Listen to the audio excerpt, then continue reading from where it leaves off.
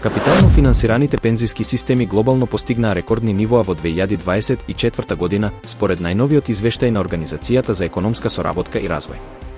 Средствата во пензиските фондови пораснале на речиси $70 билиони, со годишен раст од 11,6% во 2023 и 7,1% во 2024 година.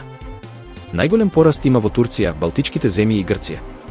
Македонија, иако не е членка на Организацијата за економска соработка и развој, бележи силен раст, 20,5% во вториот и третиот столб, при што средствата достигнаа 17,6% од бруто домашниот производ.